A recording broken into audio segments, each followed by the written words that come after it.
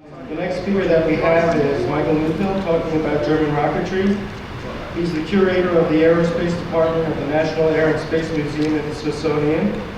He's the author of The Rocket and the Reich, Peenemünde and the Coming of the Ballistic Missile Era, which has just appeared in paperback with Harvard Press, and it's in the Free Press for hardbound. So here he is, and yes, good afternoon. I'm going to do this down here, partly because I have to get at the slide projector down here, and I also can't see what's on the slide projector if I'm standing up on that podium. So,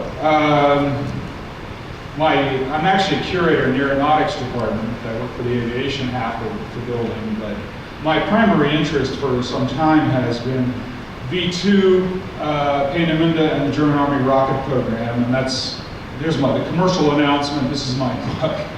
And I'm pleased to be here and talk about this subject. In some ways, I feel like a bit like the skunk at the garden party, however.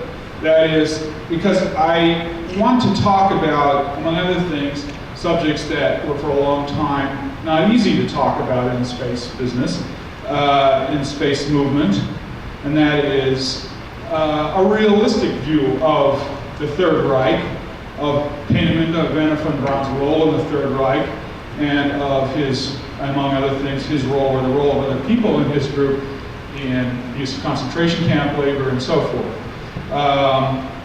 And there's absolutely no doubt that on the one hand, Werner von Braun is a central and sort of seminal, charismatic, and extremely talented figure in the space business and in advocacy for space, and is one of the founders of the National Space Society in its earlier incarnations.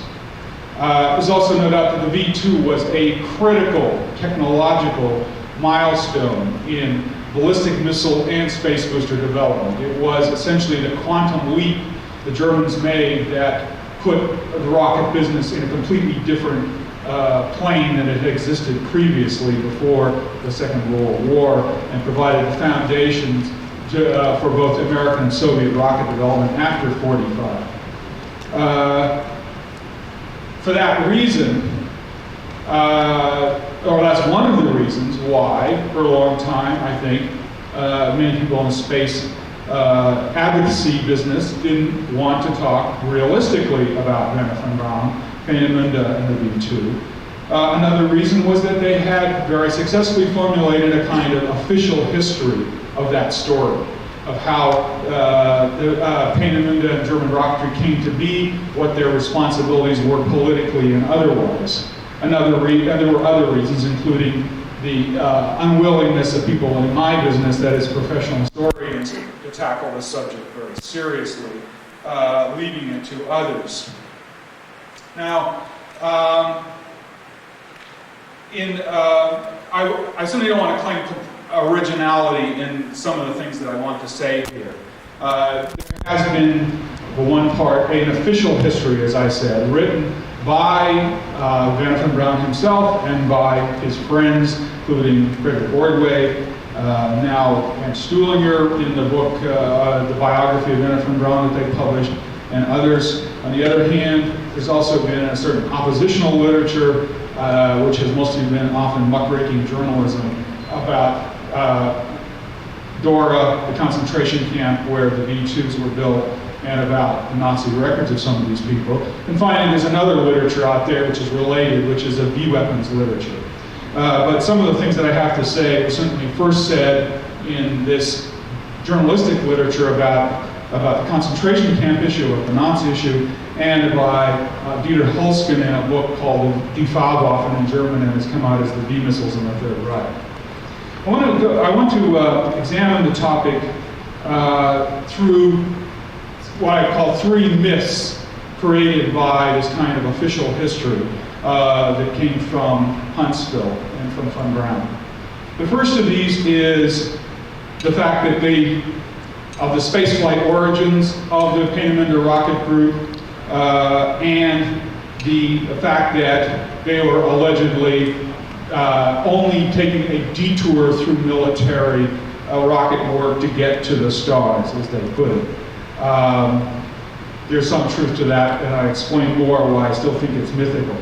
The second myth that I want to talk about is the V2 and Hitler, and the whole myth that Hitler held up the V2 and that neglected it until 1943. And the third, finally, is related to the first, which is the story that they always gave, that they were apolitical or anti-Nazi, that in fact they had nothing to do with the concentration camp labor situation, that they were essentially prisoners of the Third Reich, that they had no control over that whole situation, and that the crimes were all in the hands of the SS. The truth, again, is more complicated.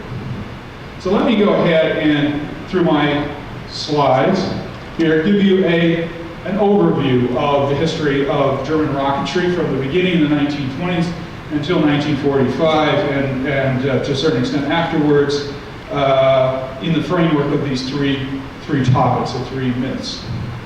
First, the spaceflight origins and commitments of the Peenemünde Group up to 1939. And so let me watch them here so I see how long I'm going. The German rocket movement really had its beginnings in 1923 with the publication of this book by Hermann Ober, Die Rakete zu den Planetenräumen, The Rocket into Interplanetary Space. A small book of less than 100 pages, very theoretical in German. And of course, Hermann Ober was not the first. Konstantin Tsiolkovsky published as early as 1903 in Russian in publications that were so obscure that they essentially were forgotten until the 1920s. And of course, Robert Goddard, somewhat more famously, published with the Smithsonian in 1919, 1920, at the beginning of 1920, is A Method of Reaching Extreme Altitudes, which caused a bit of a furor in this country, even though Goddard was extremely cautious about talking about anything but solid fuel rocketry, barely alluded to liquid fuel rocketry in the footnotes, and not to manned space flight and everything else that he was thinking about in private, not at all. Even so, Goddard caught a bit of a sensation in the newspapers and became even more reclusive after that, and didn't tell anybody what he was doing, pretty much, except his funders, which through the 1920s was actually mostly the Smithsonian. So when Ober published this book in 1923, he may not have been the first to say many of these things, but he was certainly by far the most well-known and most adventurous, talking about manned spaceflight. He gave some of the fundamental equations of the rocket. He talked about liquid fuels as the way of the future, and at that point, solid fuel rocketry was the only rocketry that existed, and it was essentially little better than fireworks rockets and flares in World War I. So liquid fuel rocketry promised to be the great technological breakthrough, which would give you the thrust, the specific impulse, and so forth to actually get into space. At that point, an extremely exotic and almost, to some people, absurd idea. The second slide shows Hermann Ober in 1929. He was actually from the German-speaking minority of Transylvania. Before 1918, he was a citizen of the Austro-Hungarian Empire. After 1918, when that empire collapsed and disappeared, he was a Romanian, whether he liked it or not, at least until he became a German during the Second World War. After the publication of this book in 1923, it first was only noticed on the margins, but this man, Max Valier, another Austrian, an energetic publicist, made the case for Ober's book in a popular book that he wrote through relentless campaigns in the media, and through that effort, eventually a space movement grew up. I just want to lower this a little bit because it's high.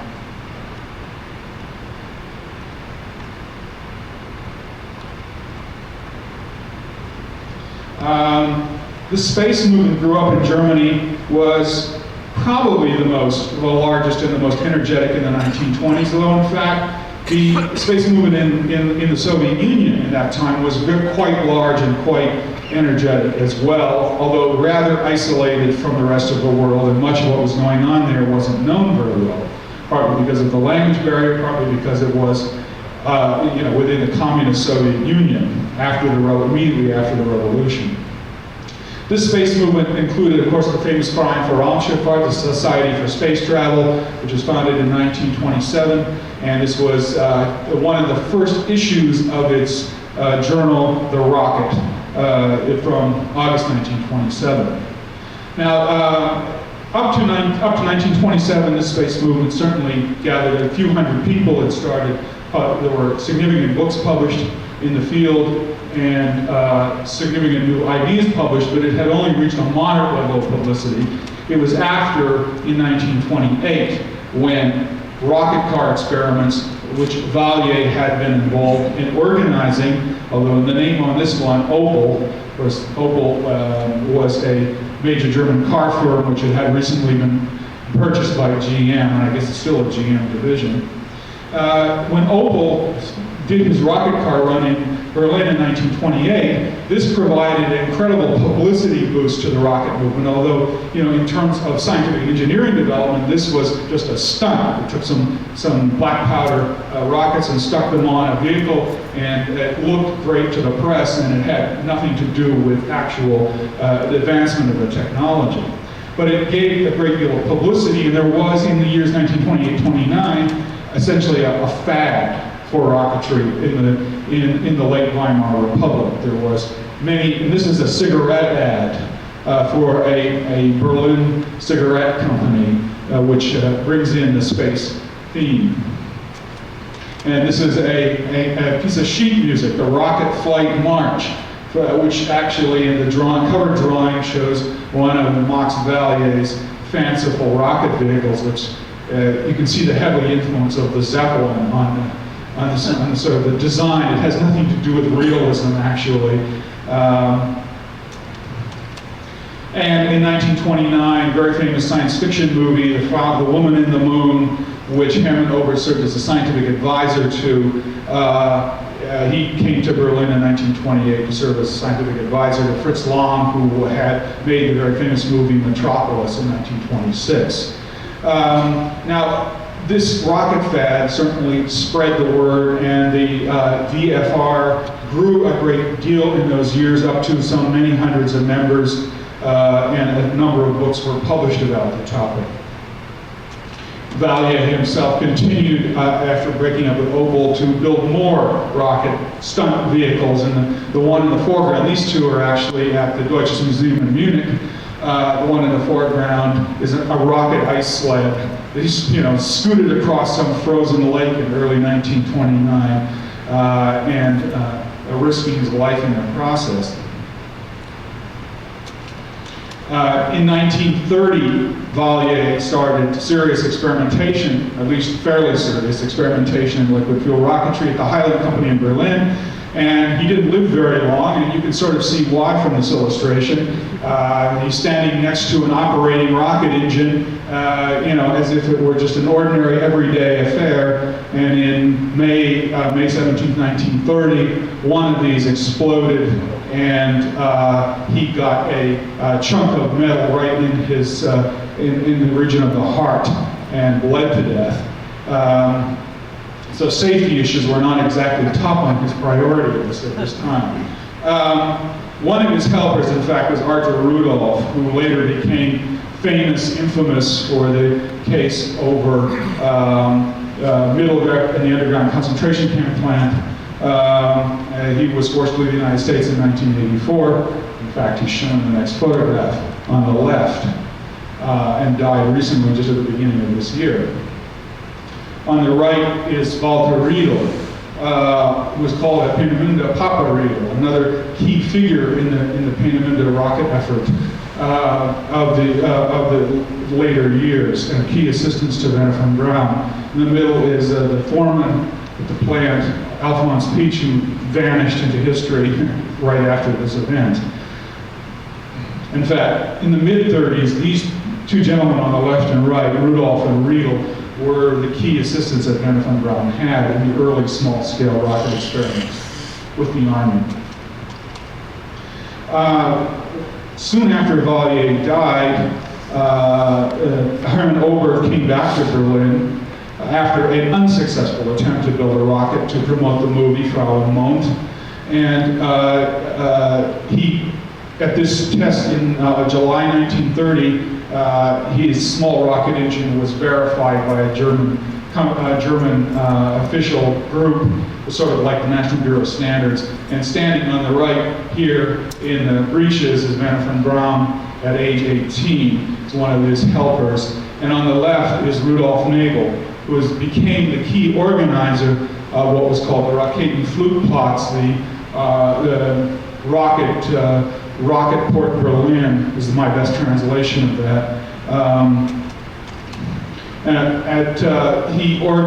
Rudolf Nagel, and here's von Braun again, maybe 1 year older, doing some publicity shot, actually, at these old bunkers in the abandoned munitions site in the center of Berlin, where they were engaging in developing liquid fuel rocketry in a very primitive and impoverished way. Of course, the Great Depression had set in 1929-30, which didn't help matters any, but it's clear the space movement had moved from one phase, that is, from this kind of publicity phase of the 1920s into this phase where you have a number of very small-scale amateur rocket groups trying to do something with liquid fuel rocketry with very minimal money and support. Now, an interesting sideline to this, as I discovered in researching my book, was that the Army, the German Army, was already, Reichswehr, was already secretly involved in organizing the creation of the Raketenflugplatz, at the very least in promoting the group's right to use these old munitions bunkers in the northern part of Berlin for their group. And so there was an interest at this point in time. And there's another shot of the Raketenflugplatz, and I'm sorry the overhead lights make some of these slides a little hard to see. I don't know if there's, can we do anything about lowering the lights a little? Anyway. On the left, Rudolf Nagel. In the middle, Willy Ley, a very famous space writer in this country in the 1950s and 1960s, who was another key member of the Raketenflugplatz in the years 1930 to 34. And on the right, Klaus Riedel, no relationship to Walter Riedel, who was another key member of the Raketenflugplatz and a friend of Werner von Braun's. This man is a key in the transition. Colonel, at this time, Lieutenant Colonel or Colonel, and when this picture was taken already, equivalent of a two-star general, Karl Emil Becker of Army Ordnance of the Reichswehr. In 1929, first looked into the use of rocketry for military purposes, and in 1930 began a small solid fuel rocket project. His interests were firstly battlefield solid rockets for bombardment purposes, including the use of poison gas, which was banned by the Versailles Treaty. It's often said that the fact that rockets were not banned by the Versailles Treaty was a key reason why they were interested in it. I think that's probably a little exaggerated, given the fact that the Reichswehr was violating the Versailles Treaty as much as it possibly could as get away with. I mean, they had a covert program with the Soviets developing tanks, poison gas warfare, airplanes in a secret base in the Soviet Union. They were manufacturing airplanes in secret through front companies in other countries. I mean, what they could do was limited, but they certainly weren't interested in respecting the Versailles Treaty very much. But at any rate, the rocket was an interesting possible future weapon for two reasons. One was very practical battlefield solid rocket, and a number of countries became interested in this possibility in the 1920s and 30s, above all the Soviet Union. And another possibility, or one other possibilities, was a very revolutionary one, and that was a ballistic missile, a large missile, deliver a warhead over distances of hundreds to thousands of miles, was hypothetically possible, and it's apparently something that Becker became very interested in these years. The Soviets, also interested in many aspects of military missile development, were not nearly so clearly focused on the ballistic missile as the Germans were at this time. And Becker was keen in helping the Raketenflugplatz find its place in Berlin. Then took more of an interest in it in 1932. Again, although he kept having falling outs with Rudolf Nabel, who was somewhat slippery and dishonest. The first Army experiments were at Highland Company, where Rudolf and Riedel were still employed. Small pressure-tested rocket experiments in 1931. 1932, Rudolf Nabel launched a rocket for the Army, along with Werner von Braun and Klaus Riedel, went to the base at Kummersdorf, southwest of Berlin, on 22nd June 1932 to test this rather unlikely-looking vehicle, and it was a failure. Not a total failure. It went up, it went sideways, and crashed, and didn't sort of go up to altitude and parachute down like it was supposed to do. The Army was disillusioned with Nabel and his rather slippery way of doing business, and the net result was that it decided to hire only Werner von Braun as a doctoral student working on liquid fuel rocketry in 1932. And von Braun was put under the essentially supervision of Walter Dornberger. This is a much later picture. Dornberger at that time was a captain in the Reichswehr, also a heavy artillery specialist. And these two at the end of 44, but were sort of partners from the beginning of at the end of 32 when the German Army rocket program was launched.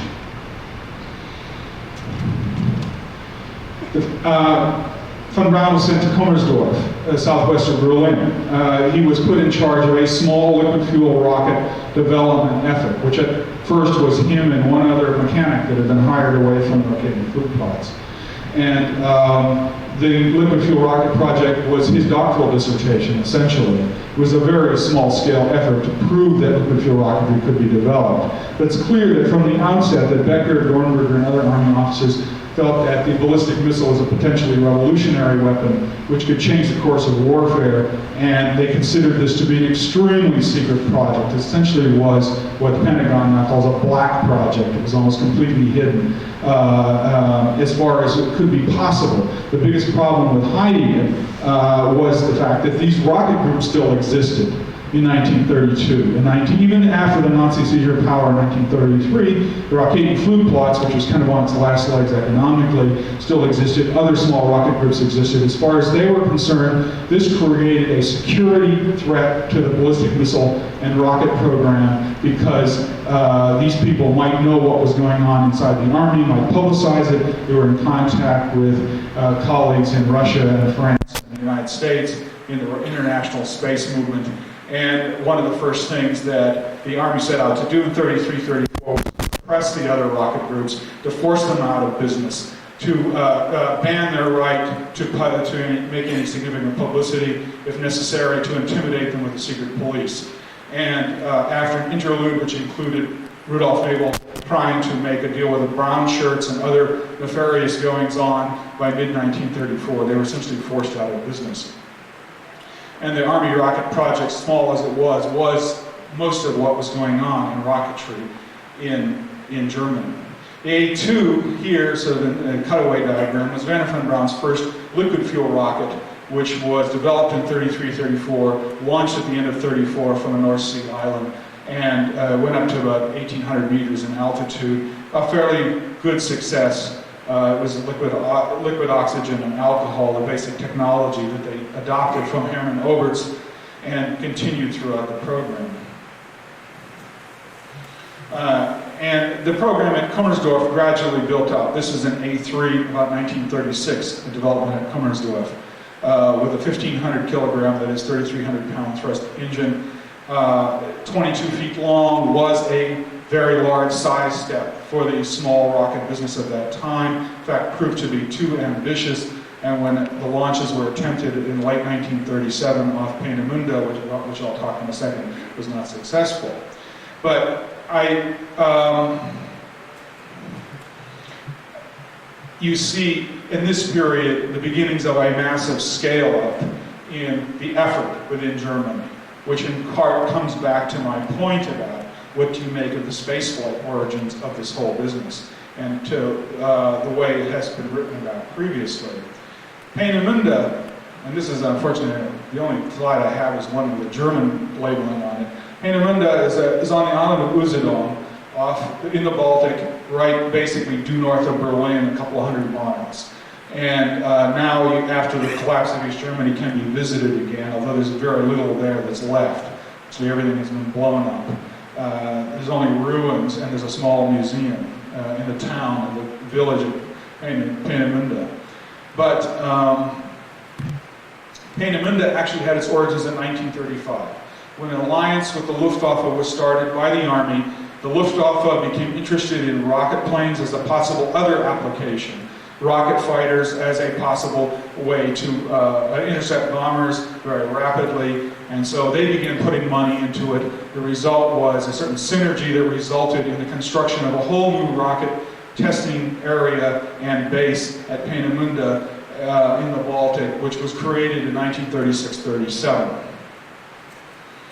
And this is the main entrance gate to Peenemünde. It was built on a fairly lavish scale with a great deal of money. This is Test Stand 1, which was built to accommodate engine thrusts of up to 100 tons metric, 220,000 pounds of thrust. I mean, it's hard to underline just what a gigantic step in scale this is in the 1930s.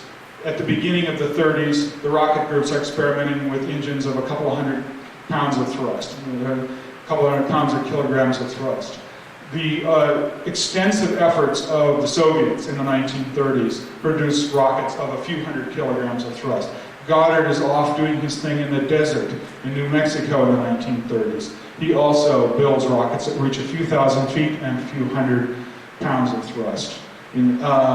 All of a sudden, the Germans are building rockets that have tens of thousands of pounds of thrust, weigh tons, and at least potentially, although the potential had yet to be proven, would have ranges of hundreds of miles. Also potentially, of course, could go vertically above the Earth's atmosphere. So Test Stand 1, which was completed in 1939, had a capacity to test either engines or whole vehicles. And this is, in fact, a static test of the later V2 or A4 in Peenemünde probably after 41 or 42, at the nearby Test Stand 7, which is the launch site.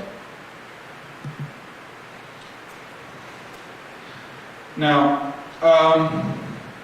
this massive scale-up, which goes from 2 people in 1932 to 1,000 people at Peenemünde in 1939, 2,000 or 3,000 by 41, 6,000 by 1943, means that the small band of people who came out of the space movement, like Werner von Braun, Klaus Riedel, Arthur Rudolph, and others, essentially are a minuscule percentage of the people who are there at Peenemünde.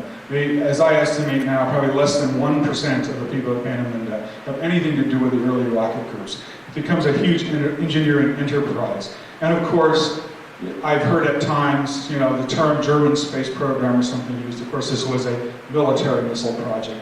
The reason why it existed was that the Army decided that the ballistic missile was revolutionary. They would pour huge sums of money into it. The Air Force decided that the rocket could be used for rocket aircraft, wanted to put large sums of money into it.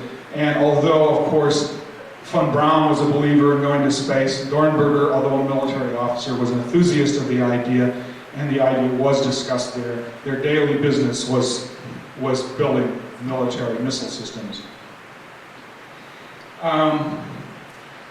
This brings me to my second and much briefer point, which I want to cover, which is the second myth that I want to tackle in this talk, which is that the V2 was neglected by Hitler until 1943, and then only on the 7th of July 43, when they met von Braun and Dornberger at Wolfschanze, did he suddenly decide this was the greatest thing. In fact, it's much more complicated. The V2 was a high priority of the Army. But once the war started in 1939, it came into competition with many other priorities that were needed for the war.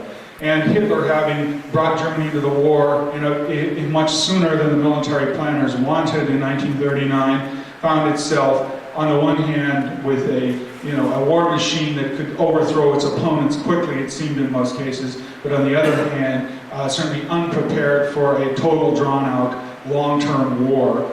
And there were behind the German successes of the early war years, there were many problems with the war economy. And so priorities were shaky in 1939-40, and indeed Hitler was somewhat apathetic about this project. He wasn't yet convinced that it was that important, but at that point in time, his role in the war economy wasn't as large as it was later. And so they suffered through some priority crises. My judgment, which is certainly could be argued with, is that the actual missile was not delayed by more than a few months. The real problems were technological. This was such a jump in technology to the V2 that there were many, many setbacks in the early years. And this is, of course, one of the early launch tests of the A4 V2. In the years from 1937 to 41 in particular, in my analysis, the Germans made massive breakthroughs, quantum leaps in inertial guidance, in liquid fuel rocket engineering, and aerodynamics in order to make this vehicle happen. But making it reliable, making it into a military missile that could be produced in large numbers was a totally different challenge.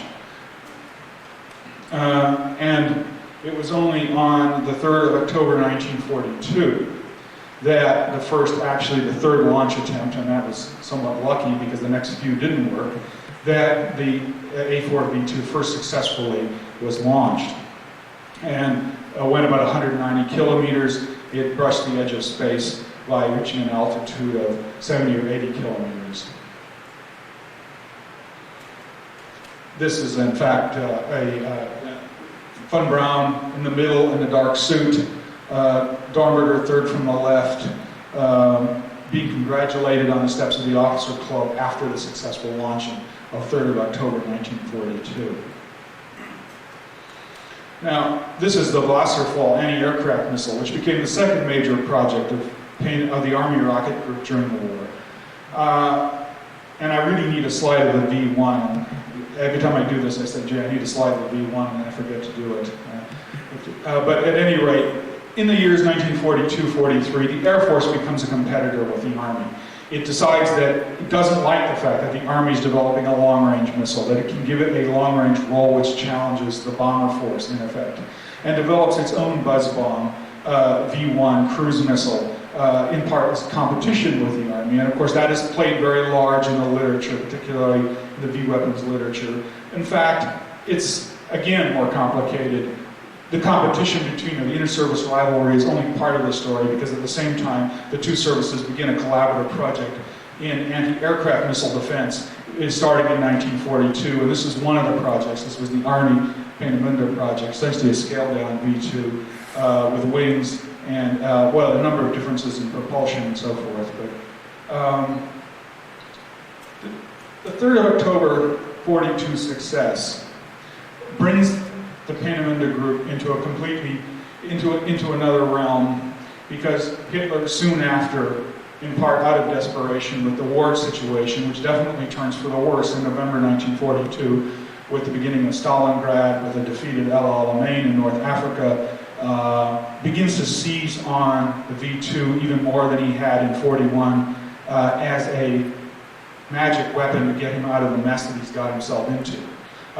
With the belief that somehow Britain could be knocked out of the war by bombarding London with missiles. And this puts Peenemünde into an even bigger high-stakes political football game than it has already been before, which sort of brings me to my third story, my third myth or theme, which is that the group were completely apolitical and isolated from any responsibility for things like concentration camp labor. Mass production becomes the order of the day, and for the Peenemünde group, this is a very difficult transition from a engineering development project, which is essentially experimental, to figuring out how to make this missile be reproducible in the factory in hundreds and thousands, and many ways the engines, the technology, the guidance technology is underdeveloped for that stage, but politics, the war situation forced them into it. And with this mass production demand come firstly the intervention of Albert Speer, who becomes armaments minister in 1942, and Speer's armaments ministry becomes a major player in the program, forces its way in to the Army's domain. And at the same time, in early 43, the SS becomes highly interested. Here's Himmler, pretty obvious here on the left. Dornberger immediately next to him in the middle. And a visit, I think, in June 43, it might be December 42. But the SS also becomes interested in this project because the SS views itself as the elite organization which knows how to do things better than anybody else, or especially carrying out the will of the Fuhrer. At the same time, the Army's position in the Third Reich continually deteriorates, and the SS sees its opportunity to get its hands on this technology, or at least to be a player in it.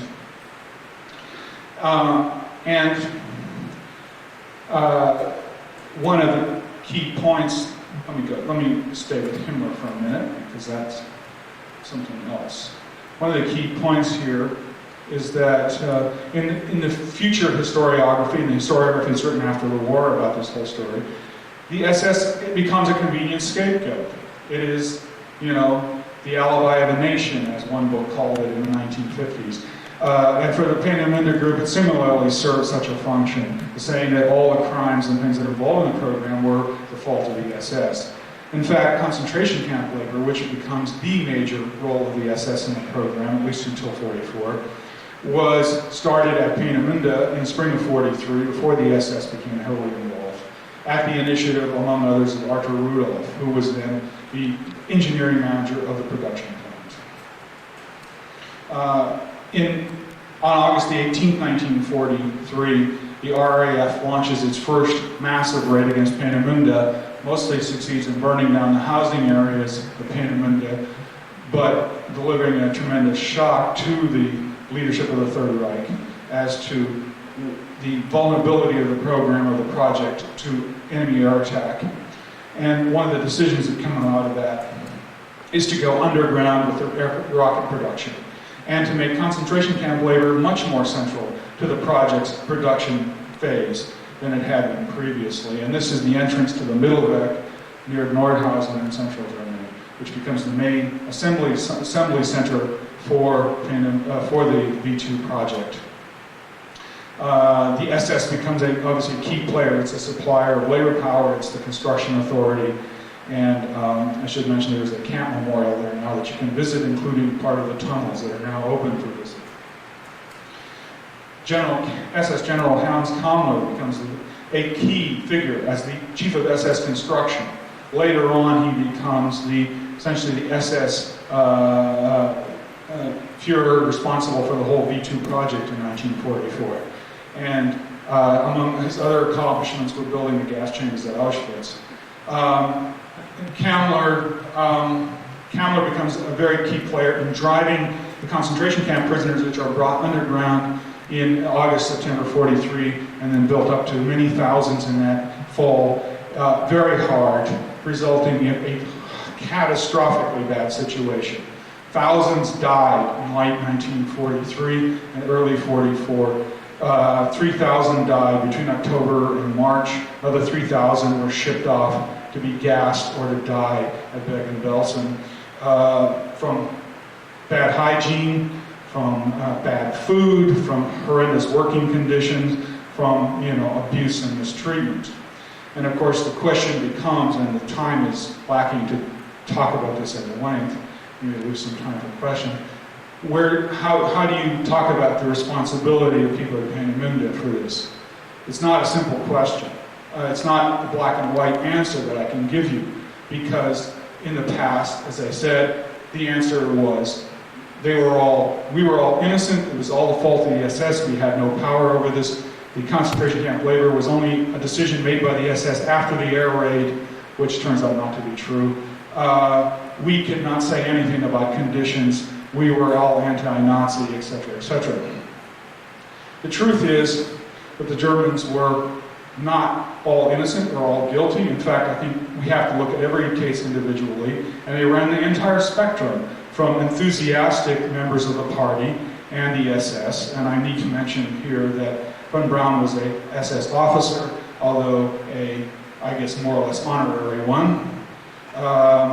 Rudolph, on the other hand, was an early member of the Nazi Party from 1931 and a key decision maker in the decision to use concentration camp labor. He was then sent to Middelwerk and became production manager of the Middelwerk. He was transferred from Peenemünde to the Middelwerk company that was created. Walter Dornberger was a key decision maker in the use of concentration camp labor. And there were others, certainly from Peenemünde, who were transferred there. And again, responsibility is complicated because it is a totalitarian society. You don't have choice over where you're going to go necessarily. You don't necessarily have choice about what you're going to do in that society, in that situation. On the other hand, some of these people are enthusiasts. They're not they're not doing these things against their will. They're doing these things quite voluntarily. Others may be in a more enforced situation. So you see that the responsibility is not something I can divvy up and give you a pat answer to this. And in fact, controversial. What I can say is I feel that, for the entire history of the Huntsville group, they have been either made all innocent or all guilty. The convenient tendency is to lump everybody together in one pot and to equate Van Braun's personal belief in space flight, his personal activities and course of action in the Third Reich with everybody else in the group. In fact, they were much more diverse than that.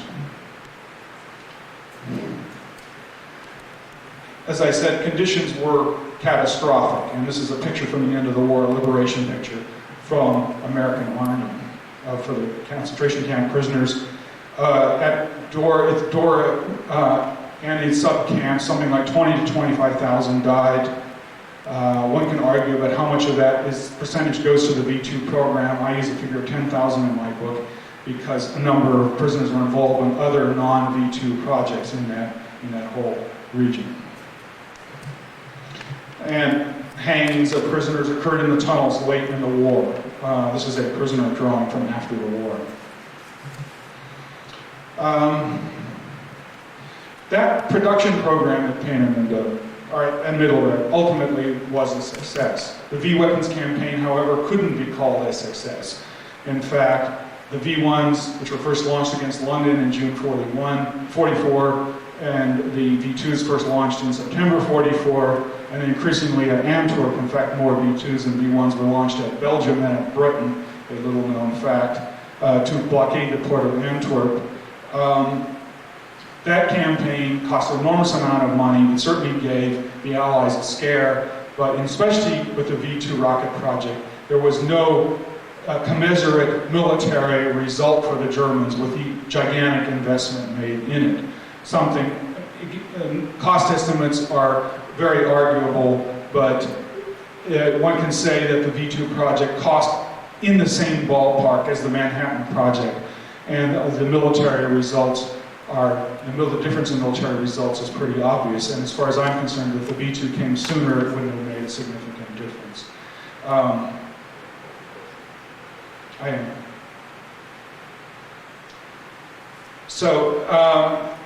As soon as the war, of course, comes to an end, all the Allies rush to grab this technology, which raises an interesting paradox.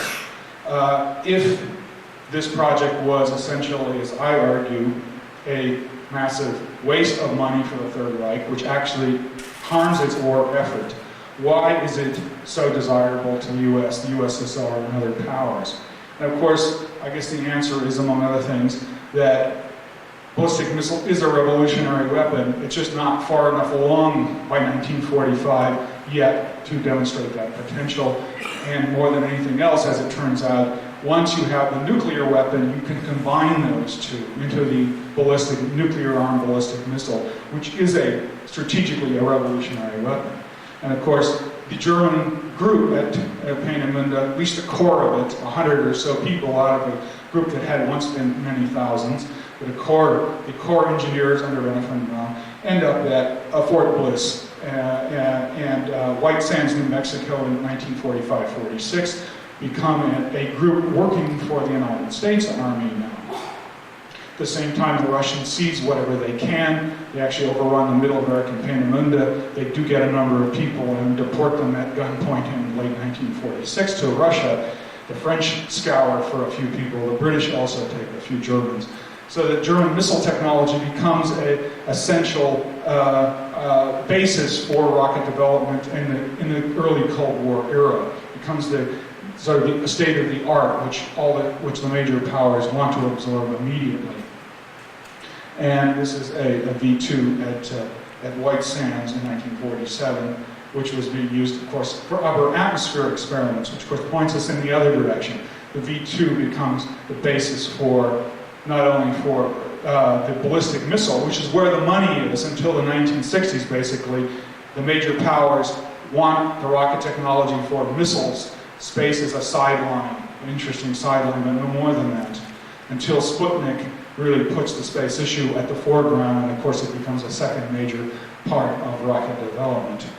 At least, or in the years immediately before Sputnik, one might say.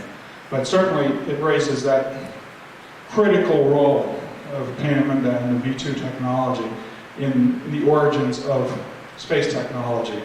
No matter what you may think of the program or the morality of it or anything else, there's certainly no doubt about its central importance.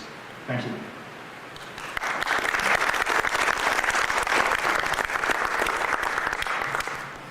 Questions? Yes, sir. Was there ever a Nazi saucer, flying saucer? I saw pictures of one. Nazi flying saucer. It's an old, interesting myth that has flourished on the edges of the interest in exotic German weapons. As far as I can tell, there's never more than a drawing somewhere. And a lot of essentially crazy ideas floated around in the late Third Reich when desperation really took hold of the system. Yes, sir. Did you say that the underground production facilities were on the mainland after the RAF raid on Peenemünde? Yeah, I will. Is that it? Yeah. Yes, the underground production facilities were on the mainland. Yeah, well, of course, I mean, Peenemünde is on an island that's just offshore. I mean, and everything else is essentially carried out. The Nordhausen, I don't know how to describe it exactly. It's a bit north of dead center of modern day Germany, sort of east of Göttingen, or southeast of Hanover. And that was the main underground facility, but there were a number of other underground facilities and above ground facilities, factories that were constructed. And in fact, concentration camp labor was used in many other places, not just at the middle there. Yes, sir. I was interested in the connection between the V2 and the Scud. I noticed that the V2 that you have at the Air and Space Museum, the control vanes are very similar to a copy of the Scud that I saw at the Museum of the People's Revolution in Beijing. So, yeah, the gentleman was pointing out the similarities between the V2 and the Scud, and in fact, you're absolutely right. Essentially, the Scud is a second generation Soviet upgrade of the V2. I mean, they went through, they first started by literally copying the V2, the R1, and producing a more or less exact copy of it. And then in the R2, they produced another iteration in development of the V2. The Scud is a significant jump beyond that because eventually they switched it over to hypergolic storable propellants, and it's cylindrical and much easier to manufacture and other improvements. But basically, you're right. It's a V2. You look here, it's not, the iterations aren't as small, but of course Redstone is a V2 that's scaled up in many ways. You see jet vanes there, not a gimbal engine and so forth. Anybody else? Fred? Have you ever seen a Russian-made copy of a V2 in your travels? I've never seen, I've seen pictures of it. Fred Ortley is asking, have I ever seen a Russian-made V2? You have. I have a picture of it, R1, that Steve Zaloga gave me, that is essentially a V2. I don't know if one exists anymore. I don't know if that's a question I haven't heard of the Soviets, but you don't know what they've got stashed away. Our organizer would like me to take a break right now. I'll take one more question right here, this gentleman, and I'll have to quit. I have two questions. First off, what is the percentage, because it was concentration camp labor that assembled a lot of the V2s, there was a lot of sabotage that went on in the construction of a lot of the V2s. What is the percentage of V2s that did not work under the Germans, and how many V2s were actually seized by the Americans for testing in the New Mexico desert? Well, yeah, I'll try to answer those questions very quickly. Number one is, let me answer the second one. I've already forgotten the first. Sorry, it'll come back. The second question was how many did the United States seize? The target was 100. They didn't actually find 100 complete missiles. They threw parts in boxcars. I think something on the order of like 78 were launched. A few more survived. They probably didn't get 100 complete ones. And percentage of concentration camp labor, sabotage, right? Sabotage in the part. Well, nobody knows. I mean, the estimates range from few missiles were actually sabotaged to many missiles were actually sabotaged. All we know is that there was sabotage in the program, but it's very hard to estimate. It appears that it was a problem, but it was a problem that was controlled. It was a problem that was controlled in part by brutal repression in the camp. But it did cause some failures. There's no doubt. Thank you.